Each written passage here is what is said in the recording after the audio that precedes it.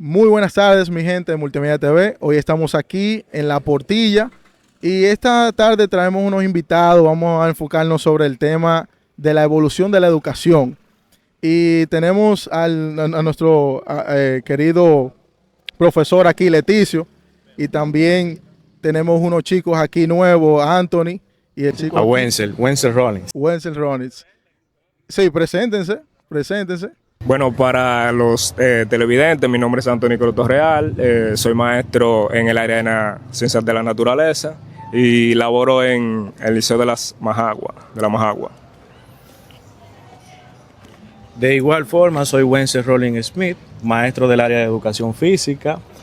Actualmente laboro en el Politécnico José Luis Lario Bonet, que está aquí en el CATEI, y de aquí del distrito 1405. Es bueno señalar. Bernardo Medina. ¿Sabe una cosa que me dicen? El apodo me gusta, Leticio. Entre el apodo y el nombre no hay problema. Okay. Bernardo Medina, ya maestro pensionado. Terminé los últimos 10 años trabajando en el distrito 1405, coordinador del área de ciencias de la naturaleza para el nivel secundario. Bueno, señores, y como ya había mencionado al principio, estamos aquí reunidos porque queremos hablar sobre la evolución de la educación cuando estaba el profesor y ahora con ello en el sistema. Queremos saber cuáles han sido esos cambios. Entonces, vamos a hacer algunas preguntitas y vamos a ir conversando, o sea, vamos a ir viendo cómo ha sido toda esa transición. Y la primera pregunta que yo tengo para ustedes es, ¿cómo describirían el compromiso estudiantil en sus respectivas épocas? ¿Cómo lo describirían ustedes? Bueno, Sí, para mí la primera oportunidad. Mira, la parte fundamental de cómo lo describiríamos va a radicar en lo que es la responsabilidad de los padres con lo que era el proceso de formación de los hijos. La responsabilidad es la parte fundamental en aquellos tiempos. Los padres eran parte protagónica, vamos a decirlo en ese sentido, de lo que era el proceso de enseñanza-aprendizaje de sus hijos, no de una manera unilateral, sino de una manera responsable. estamos hablando de cuántos años, porque por ejemplo, para situarnos un poquito, ¿en qué año usted entró a laborar como docente en el Ministerio de Educación? Me integraron cuando el licenciado Blas Palomino era director de distrito. Eso fue en el año 1992. Yo ni había nacido. Ni yo Ay, tampoco. santo. Ay, santo. Y ni pensado. Ay, santo. Nacido 25, Ay, no sé tú, Anthony. Ay, santo. Pero realmente, mira realmente la diferencia en qué podíamos describirlo. Todavía los hogares funcionaban como hogares. Sí. Los padres todavía funcionaban como padres. El problema de la desintegración de los hogares y la familia no era tan marcado como en estos tiempos. No. Y esa es una de las cosas que hacía la diferencia en lo que es el proceso educativo de esos años con relación al proceso educativo ya del 2024-2025. Esa es la gran diferencia. ¿Será porque hay muchas familias que ya están como disfuncionales? Tú sabes que la evolución social, los cambios que se han operado en lo que es la nación, la intervención o la influencia de lo que es la transculturación, Sí. ha hecho mucho daño en lo que es esa manera responsable de cómo los estudiantes veían la escuela y cómo los padres también enfocaban la escuela. Como la... Todavía en los años 92, 95, ningún estudiante quería que un maestro se acercara a su padre para quejarse con relación a la conducta Había un de miedo ellos. ahí. Había un miedo. Ningún estudiante deseaba eso. Entonces, esas cosas con la evolución de la sociedad ha variado, podríamos decir, en un 90%. A los muchachos le da lo mismo que llamen al padre o que llamen a sus tutores, como que no lo llamen. Ya a los muchachos le da lo mismo anteriormente. Llámelo. No. Yo le voy a dar el número a usted si usted quiere. Exactamente. Entonces usted lo que nos quiere dejar dicho que la integración del padre ha sido un poco quizá descuidada en estos tiempos. La integración del padre con el estudiante, o sea, con su hijo, obviamente estudiante. El problema es que tenemos que ver la comunidad educativa. La comunidad educativa está integrada por la Asociación de Padres y Madres o Tutores de la escuela, las MAE.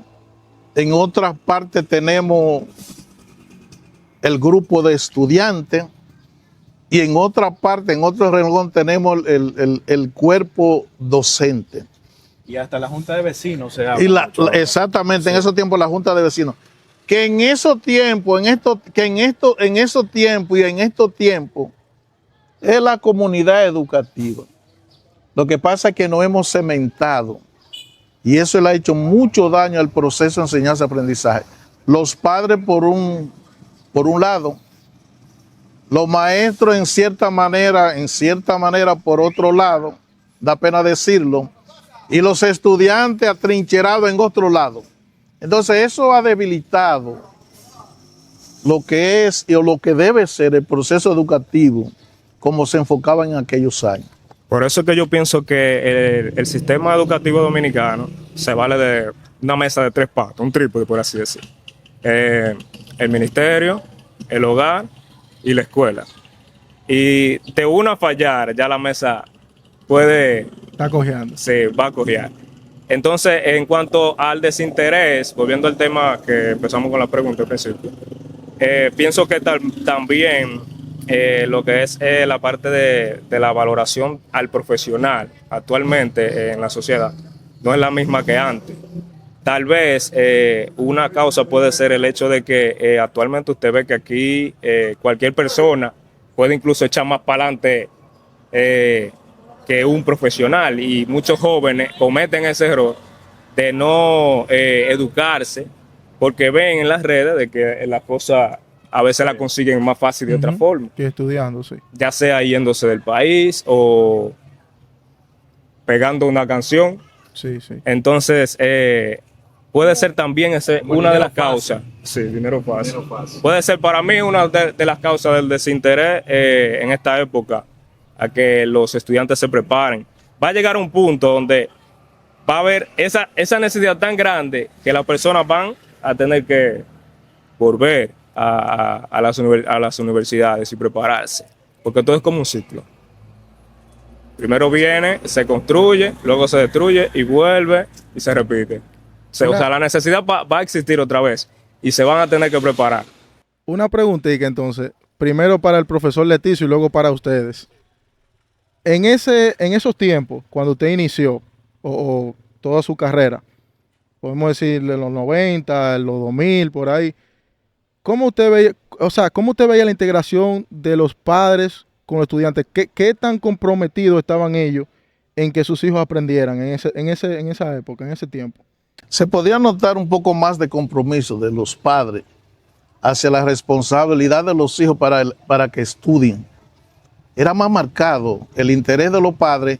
Los padres eran parte de ese proceso de enseñanza-aprendizaje que sus hijos tenían que realizar en las escuelas. Entonces, a medida que eso se ha ido perdiendo, o el mismo enfoque de la sociedad, la gente está como demasiado ocupado.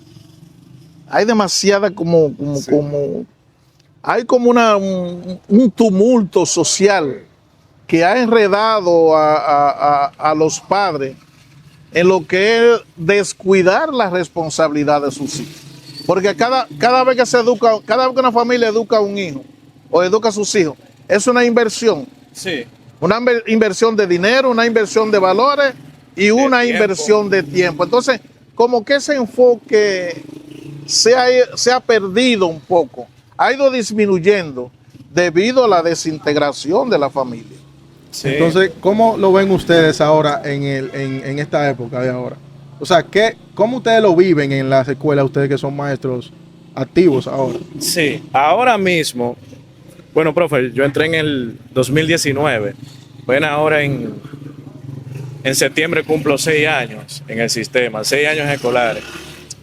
Normalmente el desinterés sale más cuando hay problema en el hogar.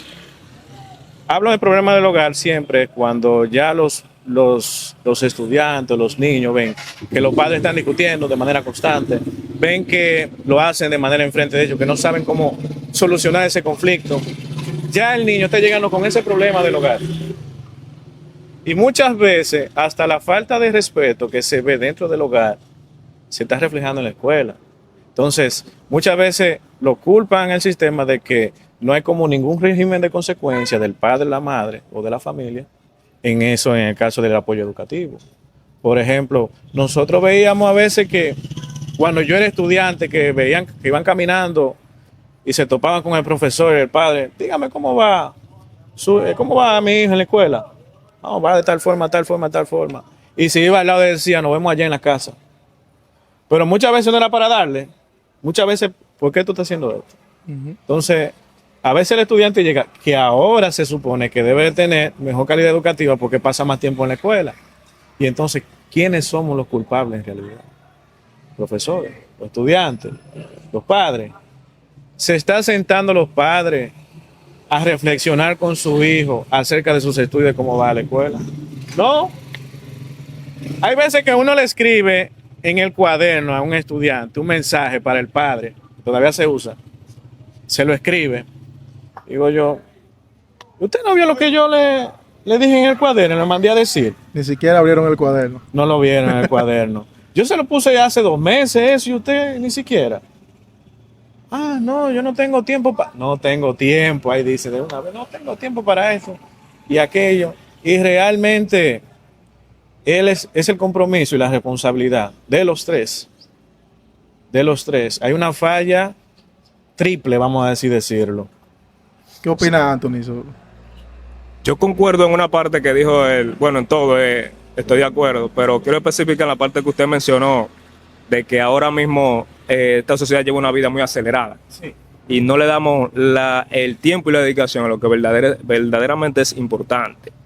Y también muchos padres no entienden que un hijo es como un activo. O sea, usted, en esa otra parte también, usted la acaba de mencionar, tal vez muchas personas lo ven o me han dicho que no lo podemos ver de esa forma porque un activo, ¿no?, te va a dar como un ingreso, ¿no?, en otro momento.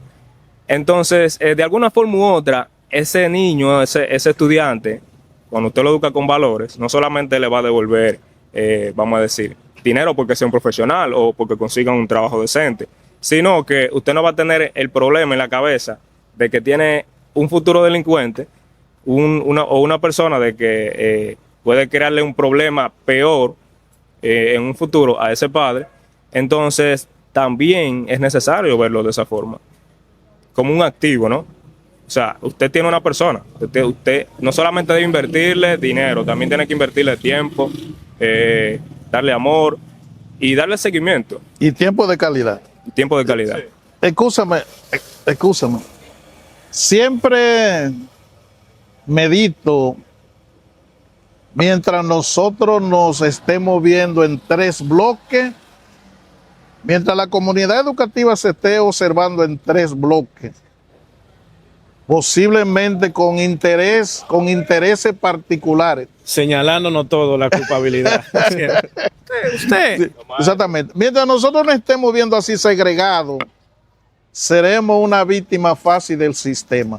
Porque nuestros niños, nuestros adolescentes, nuestros estudiantes, es la materia prima que nosotros maestros, los padres, la junta de vecinos, quien quiera unirse. La visión es transformar esa generación. Y mucho más en estos tiempos que estamos viviendo, donde el estudiante puede ser víctima, a veces de manera indirecta, puede ser víctima de tantas cosas que hay en el sistema que polulan en la sociedad. Y que muchas veces sin querer sin querer ellos pueden caer víctimas de lo que no precisaron que podían ser víctimas. Entonces, es un grave error. Y este conversatorio puede tener algo de importante. Nosotros los padres, por otro lado los maestros y por otro lado los estudiantes, tenemos que observarnos en un solo renglón, cuyo objetivo debe ser la educación de esa generación. Mire, si nosotros fallamos hoy, si la comunidad educativa falla hoy, si la sociedad falla hoy, si el Estado falla hoy, mañana los daños van a ser irreparables.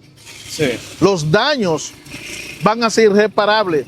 Y Y las consecuencias las vamos a ver luego en el contexto social y político de las naciones. no, y yo creo que desde ya lo estamos viendo. O sea, no sé ustedes, pero últimamente, por lo menos yo he visto muchos jóvenes ya, como estábamos hablando ahorita, que, o decía Anthony, que ya lo que se están dedicando es mejor a crear un negocio, hacer algo y no estudiar, porque ellos dicen que estudiar, ¿qué? No hay sentido. Ajá, no hay sentido. Entonces Aparentemente. creo que ya eso lo estamos comenzando a vivir todos nosotros, que ya no hay interés en la educación. Entonces, yo quiero que ustedes me digan a mí, a ustedes como maestros, ¿ustedes sienten que el sistema le ha quitado potestad a ustedes sobre los estudiantes? O sea, lo digo porque antes un maestro era una persona respetada. Usted lo sabe en sus tiempos, ¿no? Entonces ya... Todavía le tengo yo un chin de medio de Leticia. No juegue. No, porque, o sea, el tiempo de nosotros sí todavía, tú sabes, respetamos a los profesores, pero ya estos nuevos estudiantes de ahora han cambiado ya eso, como que ya no respetan a los maestros. O sea, he visto muchos videos por ahí en las redes. Entonces, ¿ustedes creen que el sistema ha sido parte de ese cambio? Mira, reitero, todavía yo le tengo un chin de miedo, porque él fue mi profesor. Todavía yo tengo ese chin, pero por esa generación. Un poquito de temor. Sí, un chin. Otros confunden el miedo con respeto, ¿eh? ¿Se entiende? Sí, Que sí. siempre es así. Pero no sé si el profe se ha dado cuenta que el respeto de ese entonces no es igual que ahora. No es igual. No le he respondido el líder todavía. ¿Eh? No. No le he respondido. No, Leticio, es Leticio, Es No, Leticio que va a ustedes responder. también. Sí. El sistema le ha quitado potestad. No, mira, tú sabes que sí. Él va a llegar a ese punto. Sí, tú sabes que sí. ¿Por qué? Porque, por ejemplo, tenemos ahí las leyes de educación. Ahora el estudiante siente que el régimen de consecuencias que hay son muy débiles Para ellos. para ellos. Ya un muchacho tú no puedes expulsarlo. Ya un estudiante ya tú no puedes aislarlo. Voy a hacer un paréntesis, escúchame. He escuchado por ahí que supuestamente si tú le pones mala calificación a un estudiante también te afecta a ti como maestro. También me llevan a la, vamos a decir, al juicio, al tema de juicio, de que por sus actitudes yo no puedo pagar o no puedes extraerse con las calificaciones. O sea que, que eso no tiene que ver. O sea que tú tienes que pasar a un estudiante que sea malo porque... Sí. Ok. No que sea malo, sino que tiene otro tipo de comportamiento y actitudes. Sí, que sí, siempre sí, lo he o sea, dicho, no que eso se malo, está sí. confundiendo, porque el currículo tiene valores y actitudes y son evaluadas. Porque es una institución de formación. Es a formarse que usted va. Entonces, siempre he dicho, el manual de convivencia y todo lo demás tiene como consecuencias muy débiles y que no hace al estudiante que sea resiliente. Ok. Yo digo también que esa parte ha perdido más potestad, como tú dijiste. Aunque obviamente el maestro sigue siendo el maestro y tiene el control. Pero ese punto viene más dado por la falta de valores, ¿sabes? Cuando en un hogar no se hace partícipe, no colabora, de que el estudiante, por ejemplo, que se han dado muchos casos y que también ustedes lo han escuchado. Yo porque lo he escuchado. Muchos estudiantes han cometido el error de decir algunas malas palabras.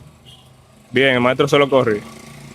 Pero en su casa, no voy a decir en todo, en la mayoría, ese estudiante dicen esas mismas palabras, pero no hay un régimen de consecuencias. O sea, en la escuela debo corregirlo, pero en la casa no sucede. Pero aún así, y yéndome un poco más en sentido general, ustedes ven en las mismas redes que hay muchas canciones que promulgan este tipo de palabras y aún así muchas instituciones no aplican ninguna sanción, nada. O sea, obligan al maestro a educar al estudiante, a decir no diga esa palabra o esa conducta está incorrecta, pero en la sociedad hacen lo contrario. O sea, no hay un apoyo. O sea, todo el trabajo se lo dejan a la escuela. Eso es lo que quiero decir. ¿Qué usted opina, profe?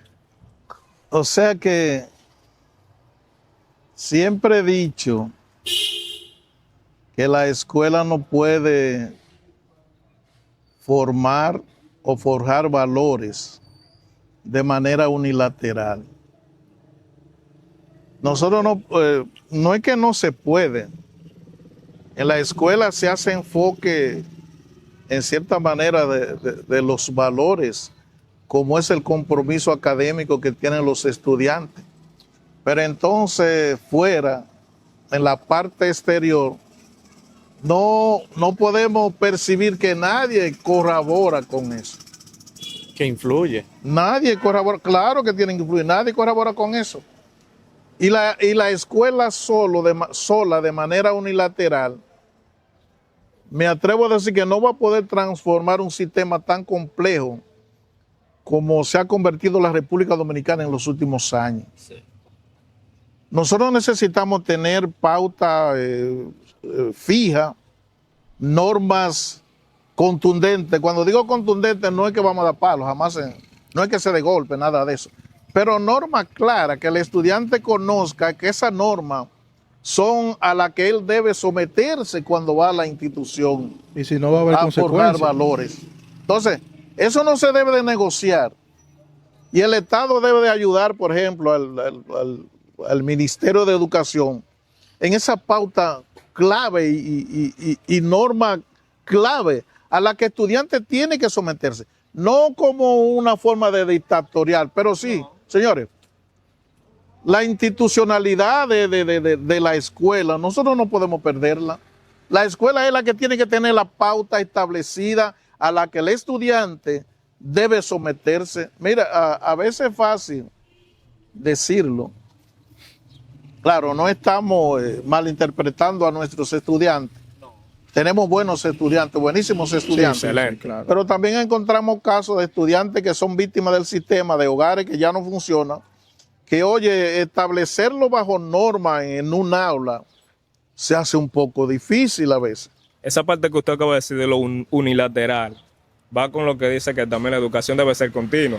Y cuando debe ser continua, no solo te está diciendo que debe ser en la escuela, debe ser en todos los lugares, debe ser en tu casa, debe ser en todo. Entonces es continua no porque debo continuar yo mejorando, sino que tengo que seguirlo viendo en el medio donde yo me estoy desarrollando. Yo sí puedo decir también lo siguiente. Por ejemplo, el estudiante que llega a su casa, a veces el mismo padre o el mismo también necesita de que le pregunten.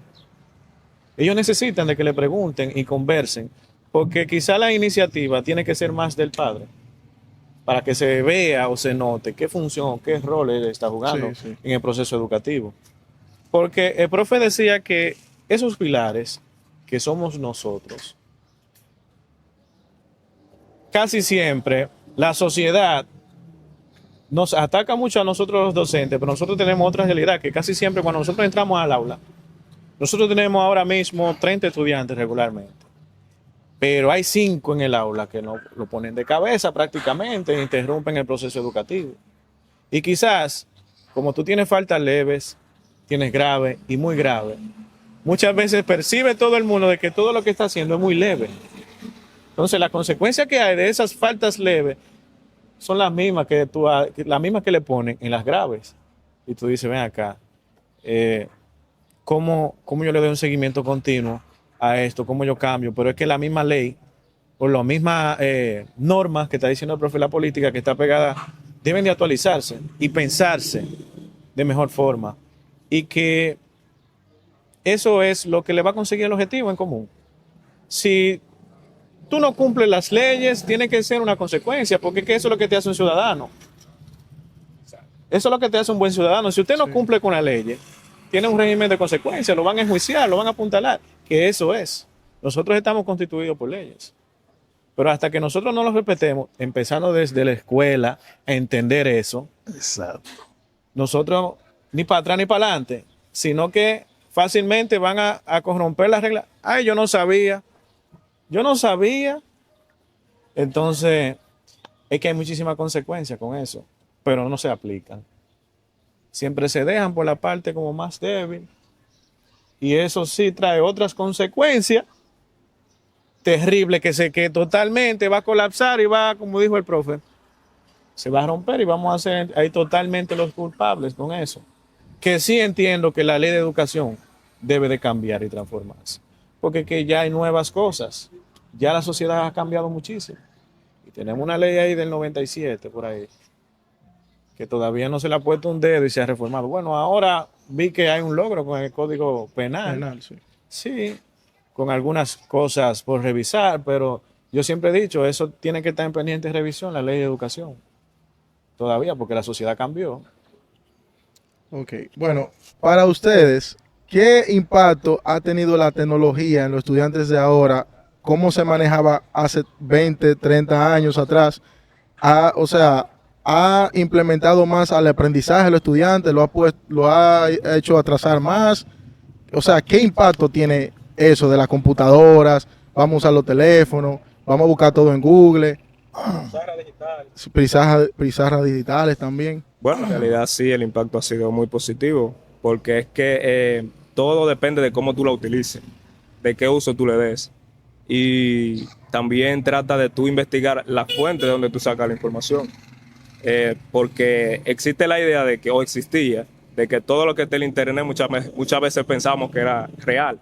Y ya no, lamentablemente ahora existe la inteligencia artificial y muchas informaciones se pueden tergiversar. Entonces, la palabra sería sí, ha mejorado, ha avanzado, pero todo depende de cómo la utilicemos. Pero ¿no crees que quizá también, bueno, ha sido obvio, no ha abierto muchas puertas y todo, pero quizá tú no crees que en el fondo pueda tener un impacto negativo también al aprendizaje? O sea, lo digo porque últimamente existe el chat GPT, y ustedes saben que tú le haces cualquier pregunta, te lo tira todo ahí. Y hay muchos estudiantes últimamente que han estado usando mucho eso para llenar muchas preguntas y cosas. O sea, ¿qué cree usted que sería, o sea, es mejor preguntarle a ChatGPT una pregunta que te la responda a una inteligencia artificial o antes cuando teníamos nosotros que pensar, realmente usar nuestra cabeza o leer libros y cosas? O sea, esa diferencia es lo que yo quiero que usted vea. ¿Verdad, profe? Porque antes usted no ponía un compuesto químico y había nosotros que ahí mismo hacerlo. Sí, en la pizarra, yo me acuerdo. Claro, el pensamiento crítico. Sí, sí. Eso es lo que va. Exactamente. Entonces, eso es lo que yo quiero que ustedes me expliquen.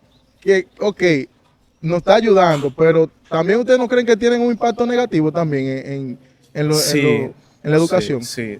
Digo impacto. Vamos a ir en esa parte negativa porque siempre ¿Qué podía ser negativo? es chocante. Por ejemplo, ya el estudiante, por ayudarse tanto y acomodarse tanto en la parte del ChatGPT o de la inteligencia artificial, como que no le desarrolle pensamiento crítico para hasta resolucionar un problema. Sí. Yo Y creo lo mismo entonces, también. ahí, de manera espontánea, ¿qué hace? ¿Qué debes hacer? Usando el raciocinio, ¿qué parte es? Que ese es lo que nos compete a nosotros. Ver cómo ellos tienen su destreza de pensamiento en el momento. A formar esa parte del conocimiento, porque toda la información está ahí. Pero el uso que se le da, en muchos de los casos, no lo es. Porque si a mí me ponen a analizar Don Quijote de la Mancha, ellos lo buscan en el análisis con todas las preguntas, pero antes, como nosotros no teníamos ese acceso, nosotros le dábamos A ojear. y a ver la palabra desconocida. Sí. Pero ahora mismo lo estallan ahí y lo ponen en la mesa. No, yo lo hice y esa es la evidencia. Incluso palabras que teníamos que buscar en diccionario, Sí. porque no sabíamos qué era lo que significaba. Sí. Cuando le veíamos a Gabriel García Márquez. Sí. Gabriel García Márquez. Sí, esa gente que usaban palabras que eran muy, muy altas para nuestra capacidad Sí, y teníamos que buscarla en diccionario. Entonces, esa evolución Yo quiero que el profe me explique qué él cree de esa evolución. Estaba mirando. Todavía las competencias fundamentales están vigentes, ¿verdad? Sí, Todavía el currículo dominicano prevé las competencias fundamentales. permea. ¿Es verdad que la prevé? Sí. Entonces, todo tiene su más y su menos. Ahora, ¿cómo nosotros desarrollamos competencia en el estudiante? Exacto. Esa es la parte fundamental de esa pregunta. La tecnología y cuantas cosas queremos mencionar, tú le das un botón y ahí está la información. Sí, sí. Pero muchas veces tú no entiendes ni los conectores que tiene la información de la que tú estás buscando para elaborar. Entonces, yo creo que el concepto de competencia y habilidades fundamentales, yo creo que es una herramienta esencial para desarrollar conocimiento y desarrollar personas críticas. El apoyo digital, como bien lo dice, el apoyo digital. Por ejemplo, un estudiante tiene competencia, tiene habilidades. Si tiene habilidades, pensamiento crítico, desarrollo personal, ya puede apoyarse de cualquier medio tecnológico y hacer un producto bien terminado, bien delimitado y bien acabado. Mire, aparentemente lo que ustedes han dicho, para mucha gente posiblemente no tenga ningún sentido. Pero ahora mismo usted va a hacer su tesis o su monografía. ¿Qué es lo que a qué están recurriendo la gente? Ahí mismo, a la inteligencia artificial. A esos medios digitales, Esos medios digitales esos que está medios de todo ahí. inteligencia artificial, que no es que son malos, No. te resuelven un problema en instante, pero realmente usted ha desarrollado su pensamiento crítico, usted ha desarrollado su pensamiento comunicativo, usted ha desarrollado su pensamiento de desarrollo personal. Usted ha desarrollado esa facultad de cuidado del medio ambiente y preservar la salud. Usted ha desarrollado ese pensamiento razonable, crítico y lógico. O sea que la tecnología como aliada de nosotros, pero jamás usando directamente, únicamente la tecnología, sí. el ser humano va a desarrollar lo que realmente él como ente educativo debe desarrollar. No es que es mala, es mal uso que le estamos dando. Yo recuerdo en una ocasión, estaba acompañando a una maestra. La maestra de una clase, vamos a decir, excelente, pero ella no habló. La profesora no comentó nada, todo lo comentó el computador. Yo le dije a ella, profe, usted no ha dado cuenta que los estudiantes están dando cuenta que usted no argumentó el tema. No.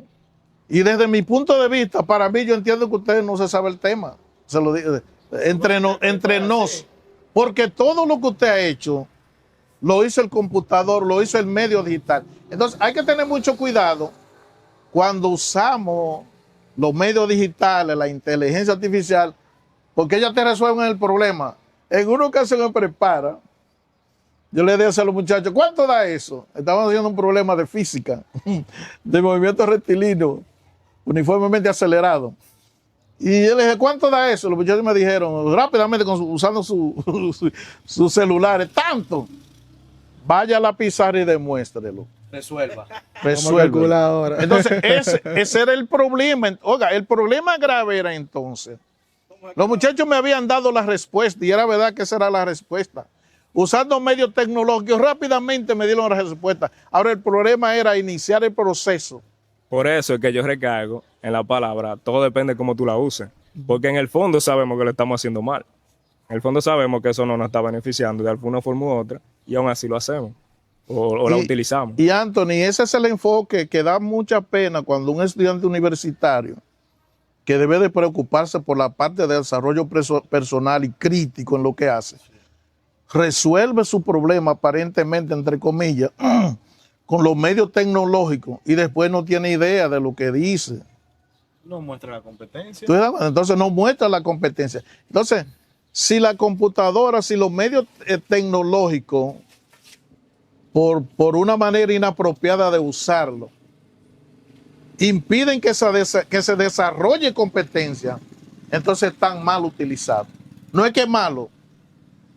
Posiblemente sea el maestro que no sabe cuándo y cómo, cuándo cuándo y cómo utilizar los medios tecnológicos para abordar o para completar el desarrollo de una competencia. Por eso es que yo pienso, antes uno tenía que ir a la biblioteca, bajarse, buscar un libro.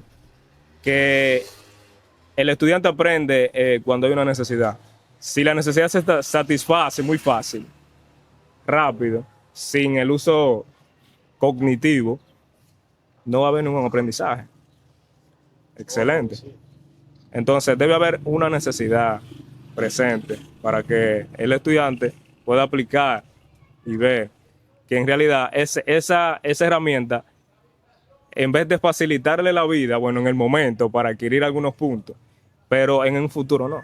Entonces, esa parte que tú dices, Anthony, para desarrollar la competencia tiene que haber normas. Claro, tiene que haber una norma establecida de cómo lo vamos a hacer. Claro. Cómo lo vamos a hacer. Tiene que haber una responsabilidad y tiene que haber un medio que el estudiante tenga que agotar de manera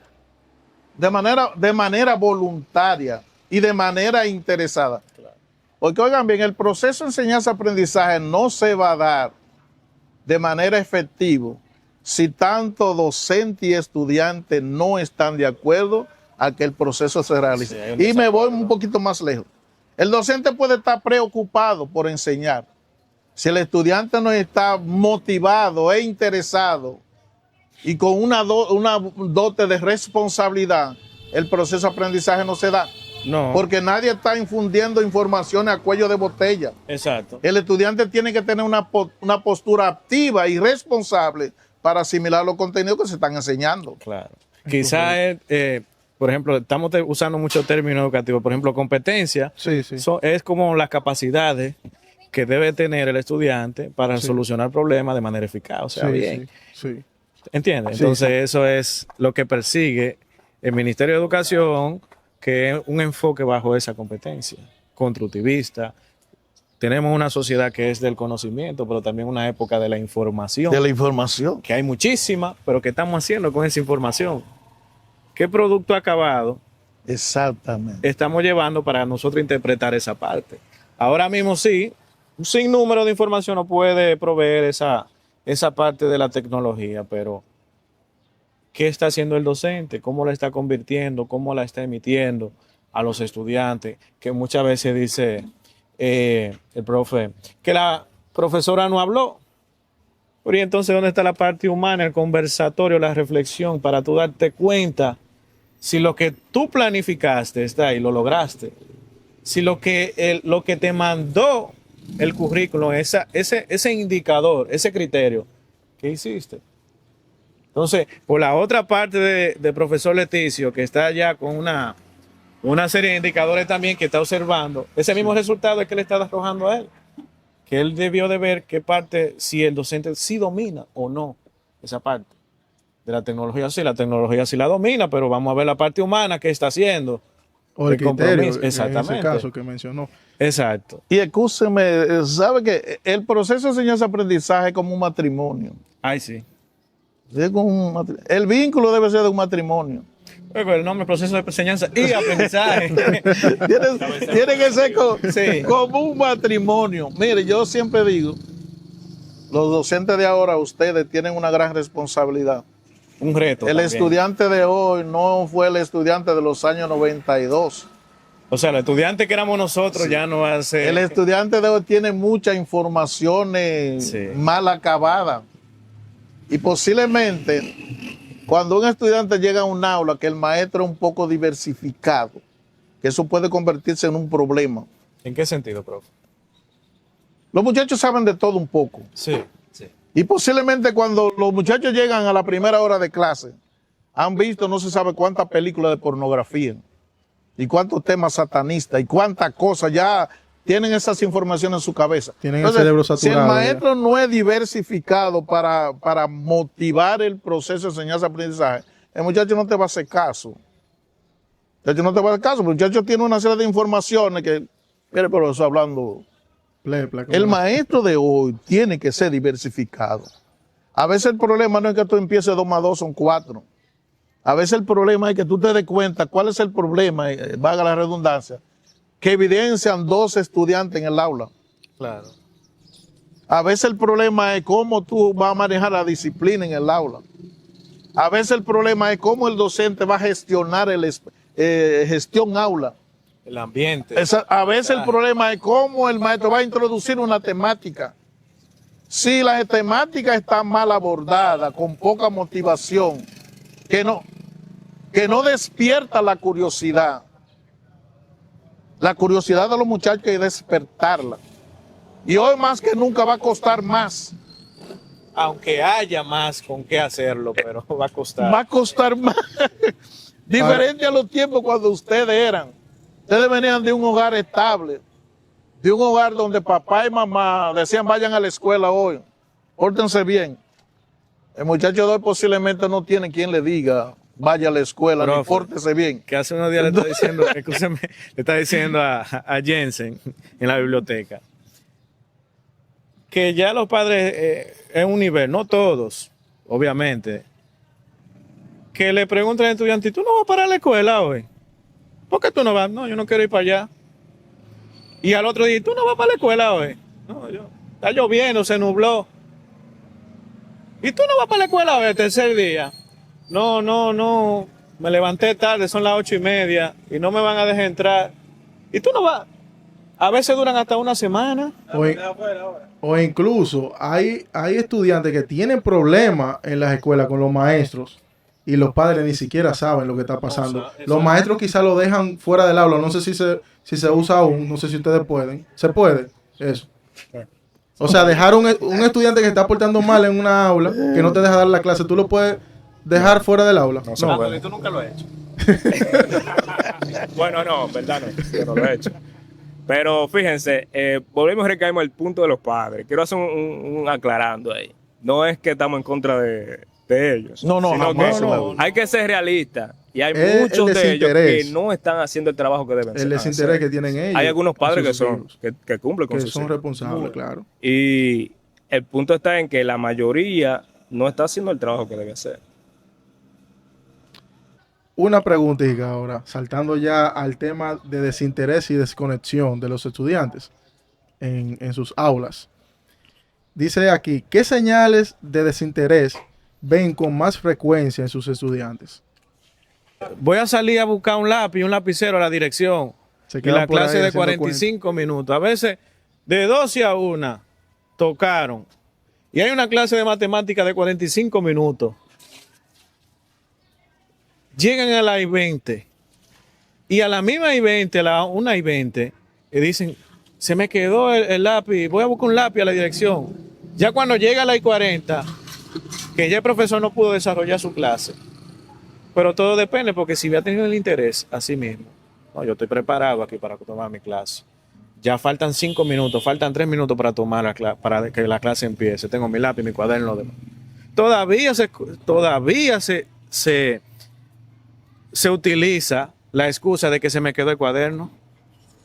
Todavía, pleno 2025. ¿Cómo cuánto se me quedó el cuaderno usted tiene, profe, ahí que se le recuerda al estudiante? A mí se me quedó una vez en una clase suya, Se daba menos. pero es porque le creían más. Pero existía hace 15, 20 años atrás. ¿Cómo era ese desinterés en sus estudiantes? En menor proporción. Pues mira, a veces da un poco hasta de vergüenza que los muchachos de manera deliberadamente se quedan fuera por no participar en el himno, en la entonación del himno nacional. Y es Peor todavía que hay algunos que no lo saben, que no se saben el himno nacional todavía, aún peor. Pero es de verdad que se quedan adrede fuera por no participar del himno nacional. Entonces, eso no es desinterés, eso es irresponsabilidad. Y como ellos saben que no hay ninguna consecuencia. Yo recuerdo, yo fui a un centro y cuando están cantando el himno, en un centro de algunos 400 muchachos, no habían 20 muchachos. Yo le digo, mira, eso es muy marcado. Ahí se refleja la falta de autoridad de ustedes. Que 20 muchachos donde hay 500 no puedan pasar a entonar el himno nacional. Entonces, ya eso no es desinterés, eso es irresponsabilidad adrede. Porque, oye bien, claro, hay alumnos que en el aula pueden tener una situación problemática que se pueda reflejar en desinterés. Pero ¿por qué tú estás desinteresado en algo que es tu responsabilidad? O sea que lo que se envuelve ahí es más irresponsabilidad. Los muchachos son irresponsables, Fíjese.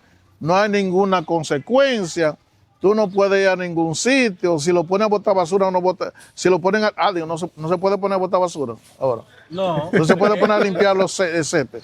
Se puede, pero no se debe. Bueno, entonces No, pero no se debe por qué. imagínate, los muchachos muestran Porque hay ese un personal para desinterés. eso. Sí, de manera adrede, entran cuando ellos entienden que deben entrar al aula. Si hay una asignatura que ellos dicen que no les gusta, o el profesor no le agrada, o qué sé yo qué. Fíjese, O sea hay- que el desinterés va ligado como a una gran cuota de ser irresponsable. Hay una creencia, principalmente en los jóvenes, de que hacer lo contrario a lo que debe ser es bacano, como dicen. Y lamentablemente es triste porque vivimos en una sociedad y está formada por reglas, por leyes. Pero pienso que ese es un punto donde muchos estudiantes creen que eso le da un plus. En realidad, no. Ahora que tú tocas, tú sabes que Charles Darwin tenía un principio evolucionista que dice que por los espacios se compiten. Las especies compiten por el espacio y compiten por el espacio para ellos sobresalir con lo que ellos creen que son. Entonces, muchas veces en las escuelas se puede notar eso. El muchacho no es bueno en matemáticas, pero creando situaciones conflictivas y creando problemas a lo interno del aula, el muchacho es un excelente. Es el que más crea situaciones conflictivas y el que más incluso reta al profesor Sí. en algunas circunstancias. O sea que Asimismo, el estudiante muchísimo en lengua española, matemáticas, ciencias naturales y sociales son, pero en educación física, un atleta de alto rendimiento. Y a veces, ¿y cómo es que ese muchacho está con la nota en 98 en educación física y sin embargo está en recuperación pedagógica en todas las asignaturas? Son capacidades distintas. Pero, escúchame, el Departamento de Orientación y Psicología. ¿Qué papel juega? ¿O está? Dígame en ese Yo tiempo ahora, dígame. Considero que con el ¿Qué papel está respeto, jugando? con el respeto que ellos se merecen, con el respeto que ellos se merecen, yo creo que son la gente que más trabajo deben de tener, además del apoyo que los profesores del aula puedan darle. Porque, oiga, hermano, ahora sí tenemos estudiantes con muchas situaciones que necesitan orientación. Sí. Y miren, realmente orientación que necesitan.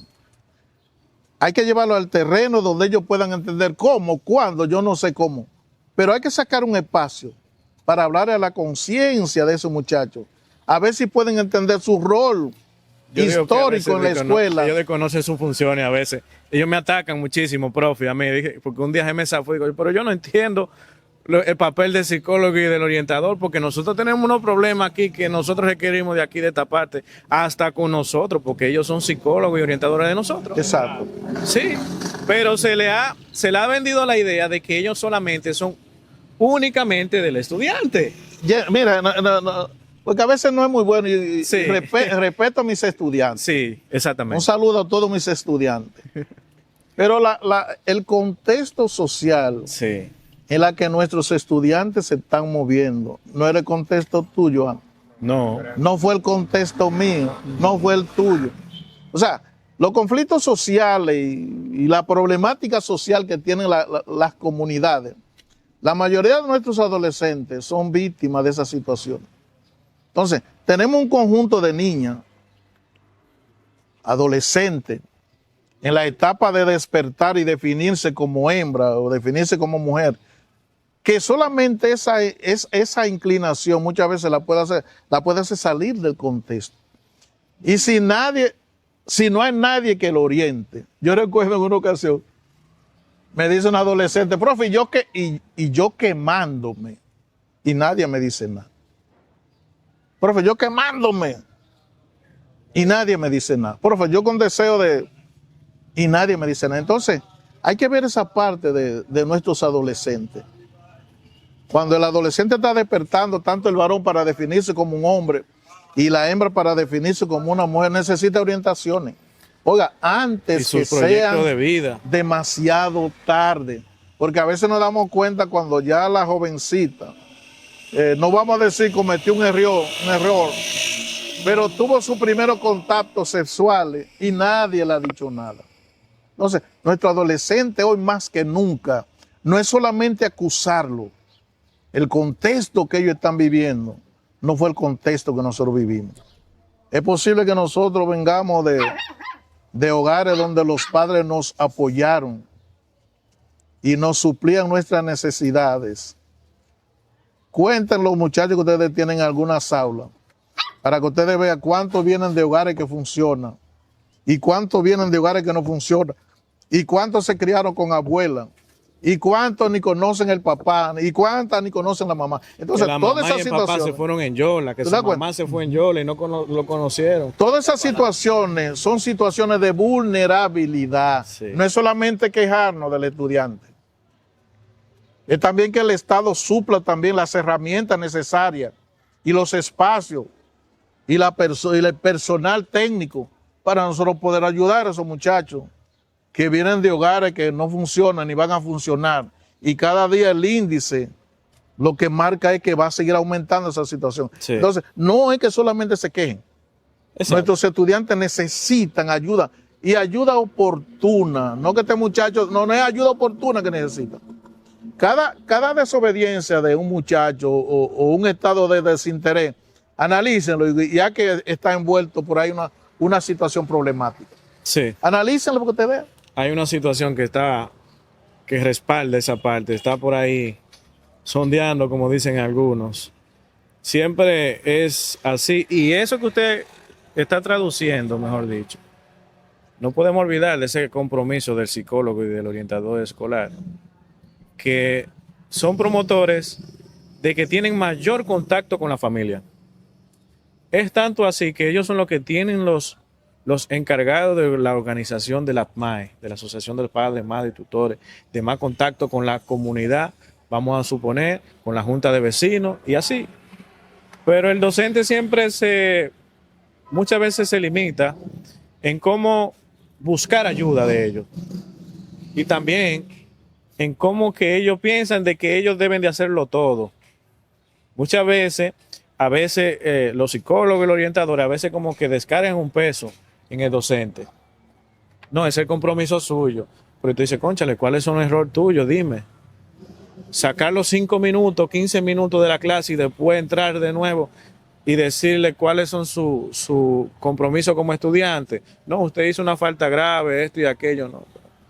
Faltan más espacios de reflexión entre psicólogo, orientador y estudiante. Y docente. Y docente. Hay un paréntesis que quiero hacer.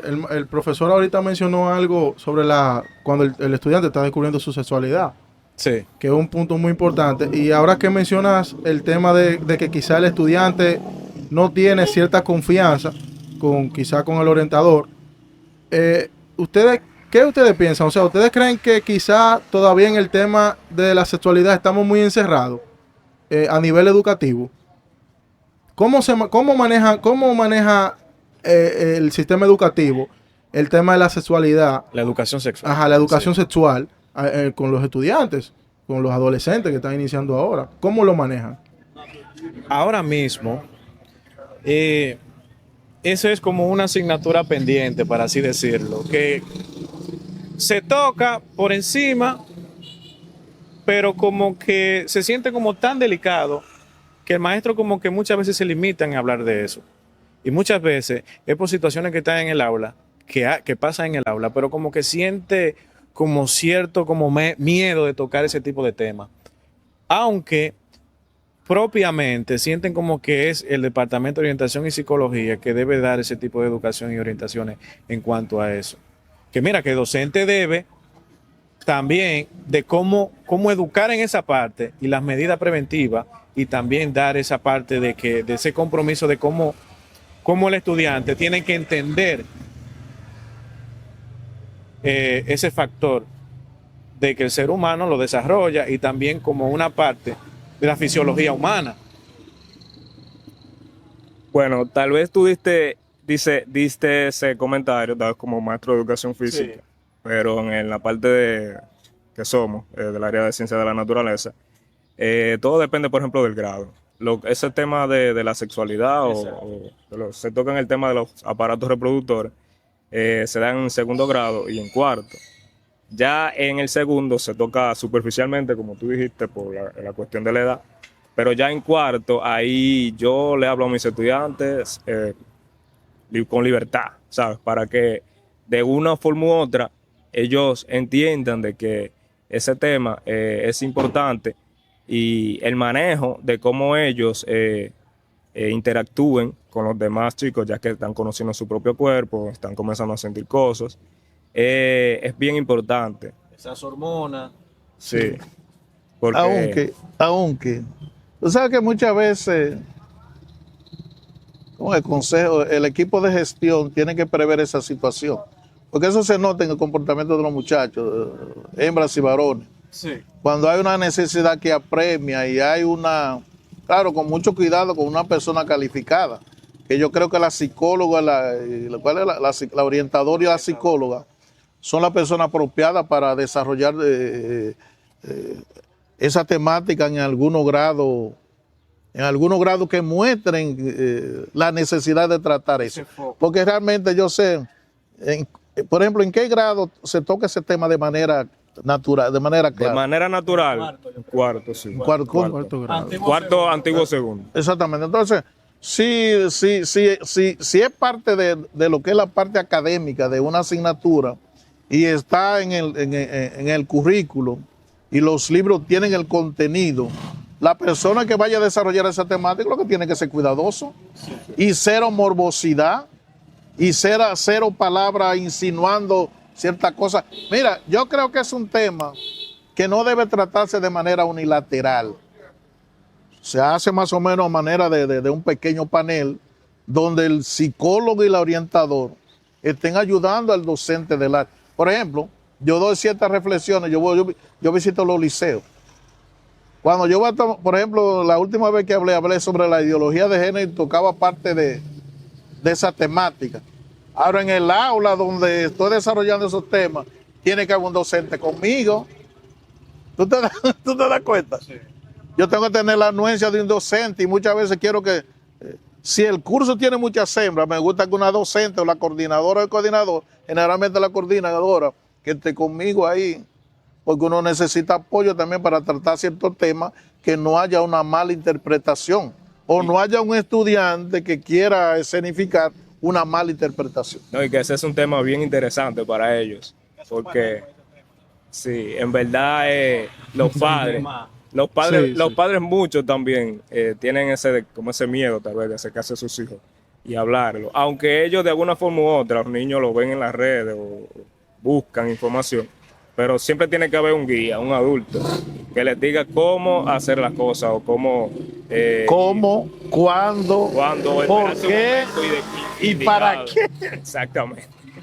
Otra preguntita que tengo aquí. Dice, ¿qué estrategias han usado ustedes para reconectar emocionalmente con sus alumnos? Y más principalmente quizás con esos alumnos que ustedes ven que tienen como ese desinterés o esa irresponsabilidad. Bueno, en ese sentido, yo suelo ser empático para poder reconectar con estudiantes. A veces uno, como maestro, uno ve a veces el estudiante lleva una situación al aula y uno como maestro se da cuenta. Entonces, simplemente ponerte en el lugar de él y darle seguimiento, darle tal vez lo que le hace falta en la casa, tú dárselo en el aula. Tal vez esa atención, ese cariño.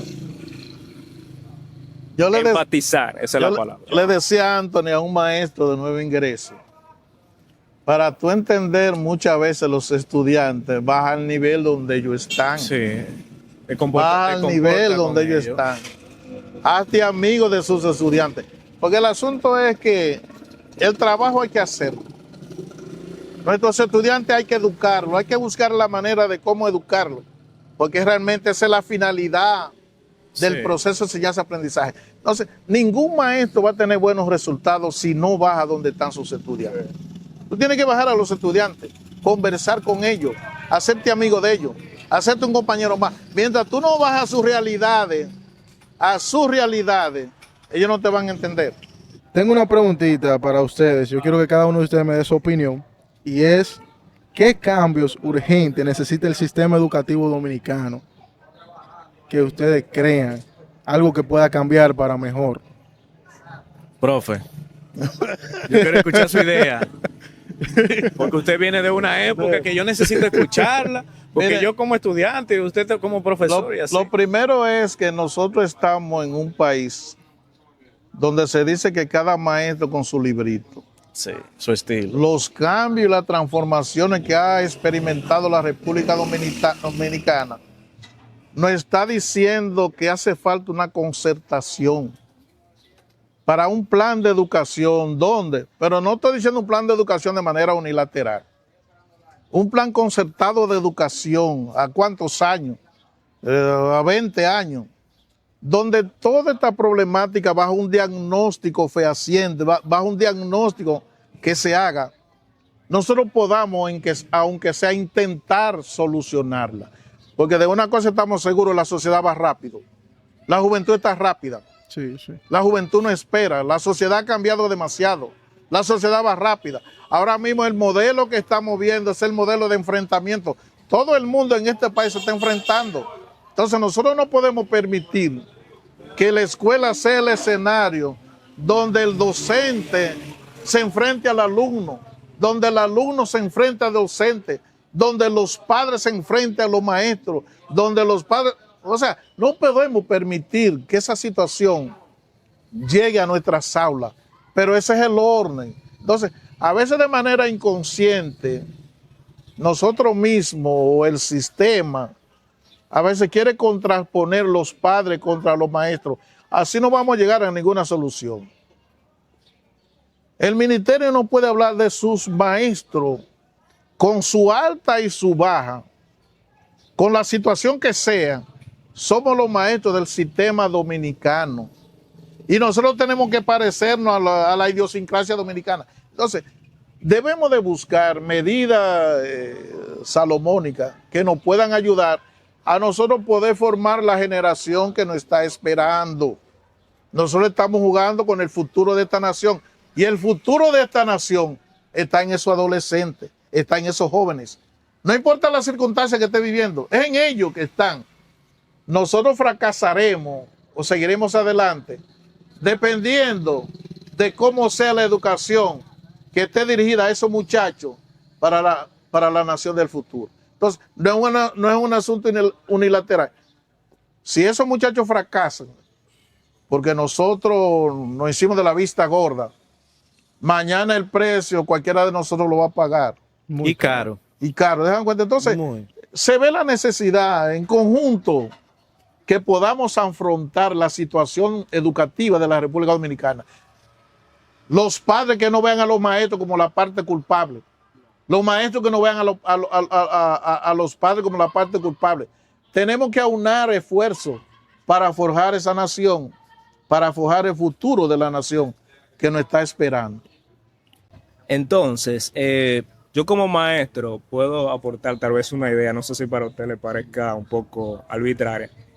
Ustedes saben que las reuniones para los padres, porque lo que estamos pidiendo es que haya una integración, que no solamente nosotros los maestros de la escuela seamos los responsables de educar, sino todos. Usted invita a un padre, la mayoría no asiste. Entonces, una idea de cómo tal vez lograr de que ellos puedan asistir puede ser quitarle alguna, no voy a decir todas, ayudas sociales. Por ejemplo, el padre no asiste. Puede esperar al menos 3 reuniones que no asista. Ya debería haber una consecuencia, porque así como nosotros, como maestros, como empleados, cometemos alguna falta o podemos cometerla, ya sea llegar tarde, no pueden amonestar, que amonesten a los padres también. Ellos deberían aprender de que es una forma de que el padre vaya. Por ejemplo, la tarjeta de la comida, como le llaman. Imagínese usted a un padre que usted le invita a una reunión, que le quiten esa tarjeta. Al otro día va a estallar. ¿Sí o no? Escúchame antes, En una ocasión tenía unos conserjes cuando era director. La situación a veces es un poco incómoda. Tú tienes razón en lo que dices. Y para yo llegar a entrar a conflicto con los conserjes, que yo sé que no iba a suceder nada, lo que hacía es que yo lo visitaba casa por casa. Una visita social, una visita de amigos, muchas veces como hermanos. Socializábamos algo del evangelio. Yo le dije, ¿usted es evangélica? Entonces cumple con su trabajo. Es una situación un poco difícil, pero debemos de empezar con la parte como formativa, antes de la parte reflexiva. Porque, oye, es que estamos acostumbrados a eso ya. Por años estamos acostumbrados. Y más si pertenecemos a una tendencia X de un color político. Exactamente, ahí quería llegar. Si usted se fija, ¿por qué no lo hacen? Porque lamentablemente en este país los políticos nos ven como un número. ¿Por qué digo como un número? Porque en ese caso de que le hagan eso a una familia, a un padre, ya sería un número menos para ellos. Entonces, es difícil porque yo pienso que el problema radica principalmente en cómo se aplican las políticas de este país. No la aplican para el desarrollo, sino para el bien común. Ganar la próxima selección. ¿Tú tienes, qué tiempo tienes en educación? 7 años. 7 años. ¿Y tú? 6. Entonces usted tiene ya como 30. Ok, entonces yo quiero que ustedes, ¿qué ustedes le dirían a esos maestros que se van recién a graduar, ahora que van a empezar, que van a iniciar ya con esos chicos, ya que lo nombraron? ¿Qué consejo ustedes le darían a esos maestros para direccionarlo en el camino correcto? Lo primero es que si elegimos o eligieron ser maestros, que lo hagan de vocación, que se enamoren. Oye, lo que yo soy, lo que son mis hijos, yo se lo debo a educación. A mí no me gusta nadie hoy hablando de manera despectiva de educación, porque es que lo que muchos docentes son y el estatus que muchos docentes tienen, se lo deben a educación. Entonces, enamórense de su profesión, busquen ayuda, aprendan cómo gestionar su espacio aula, compitan por el espacio. Otro consejo sería, no se lleven de los comentarios negativos, que muchas veces piensan que, sí, que educar no es fácil. Tiene su proceso, todo depende del maestro. Es muy bonito, la verdad, y cuando usted educa, usted ayuda a un individuo a salir adelante. Usted se siente bien, excelente, cuando lo saludan en la calle, mi profesor, gracias a usted, logré esto. Sí. No se lleven de los comentarios negativos y para adelante. Profe, una pregunta para usted ya para finalizar. No, ¿Qué legado usted quiere dejar como educador? eso muchas veces nos preocupa o debe de preocuparnos. Ahí lo dejó. ¿Cuál es el legado que... Sí, es muy sí. importante la pregunta. ¿Cuál es el legado que vamos a dejar? ¿Qué dirán de nosotros una vez nosotros hayamos terminado nuestra carrera docente? ¿Qué van a decir? Los próximos años. ¿Qué van a decir de ti? ¿Realmente valió la pena ser docente? ¿Sembraste las raíces que realmente el deber patriótico te confió? Mira, usted sabe que uno duerme mejor cuando usted hace lo que tiene que hacer. Sí. Yo siempre digo que yo al Estado no le robé. Porque yo creo que yo no falté 4 veces a la escuela. Porque había un empeño. Quiero morir con mi conciencia tranquila. Yo creo que eso es importante. Que usted desempeñe un oficio y al final de la jornada su conciencia pueda estar tranquila. Así es. ¿Y ustedes? Bueno, un legado, el ejemplo propio, Sí, de sí. que te vean como una persona que hace la cosa por vocación, de que en algún momento tú lo ayudaste o encontraste algún problema, ya sea familiar o emocional, y el tú reencontrarte con esa persona luego, en otra circunstancia o en un lugar en específico. Como lo estamos haciendo con el profe aquí, que fue profe de los tres. Sí, de los fuimos sus estudiantes. Claro, Yo no sé cómo usted se sintió que que fui estudiante y después su colega, porque usted fuimos colegas. Y somos colegas, para así decirlo. La también. satisfacción del deber Sí. cumplido. Y ahí se cumple el legado. Por ejemplo, yo siempre digo, yo tengo un compromiso que yo quiero verlo a ustedes siendo profesionales. Yo quisiera verlo a ustedes siendo profesionales de bien y me diga, bueno, mira fulano, que odontólogo, buen odontólogo, fue mi estudiante, mire, mi colega. Siempre digo allá, pongo el nombre, porque yo como que trato de promover mucho mi profesión. Y digo, yo quisiera verlo a ustedes de este lado del escritorio, enseñando, porque ustedes son buenos enseñando. Le digo, a veces el profesor explica una cosa y le dice a su compañero, ¿qué es lo que está diciendo el profe? Dime, explícame tú. y me entienden. Sí, sí. Eso pasaba mucho en matemáticas, pasa mucho en ese tipo de asignatura. Ahí está el compañerismo. Y entonces, siempre la educación basada en el respeto, pero que también que yo vea que yo o nosotros nos comprometimos a formar ciudadanos. Esa es mi mayor satisfacción. El legado que yo todavía creo y entiendo que nosotros podemos, pero eso es un reto. Sí, es un sí. reto. Nada, señores, ya ustedes saben, nos despedimos por aquí. Estamos en La Portilla. Recuerden venir por aquí a comerse su mondonguito y su cosita. De la mejor costilla de la región, Sí, profe. sí, Yo digo sí. de la costilla de cerdo. La longaniza. Que la carne, ustedes saben ya hablando en términos de nutrición, que es proteica, ¿verdad? Y es un negocio totalmente saludable, por así decirlo. Promoción de eso, La Portilla, aquí en Sánchez. De igual forma, tenemos un contacto y admiro muchísimo lo que está haciendo el trabajo de Multimedia TV. Muy buen trabajo. Frank Junto de Jensen también. Jensi García. El profe. También usted le dio clase. Sí, a aquí esta somos todos estudiantes, plataforma. menos Aquí él, que estamos es rodeados de más. estudiantes. Pero aquí, Exactamente, de sus estudiantes. Un legado. sí, De sí, sus sí. estudiantes. Ya usted sabe lo que nosotros buscamos con eso. Exactamente. Entonces, Claro que sí. gracias a Multimedia por la invitación, a usted también. Genaro. Sí. Genaro, siempre te he visto por ahí que como que no sé si trabaja en la terrena, por trabaja en ahí, la siempre terrena. te he visto por ahí cerca de la bomba. Ok. Y al profe, que tenía mucho que no lo veía a usted también. Profe. Estoy Déjese ver. hogareño. Pase Está por allá, descansando, por la profe. secuela, pase por No, allá. me toca ahora cuando se reabra. Sí, pase por recorrido. allá. Yo dije lo del mondongo, pero señores, costillitas que venden aquí. Hay que especificar. De igual forma, para mí ha sido un placer y en verdad me siento muy agradecido de que me hayan invitado a este panel. Y nada, gracias. No, es un placer para nosotros, Multimedia TV, de verdad, tenerlos aquí, educando. Esto para a mí mismo me sirvió mucho. Igualmente entiendo que le va a servir a muchas personas que están en el hogar. Tanto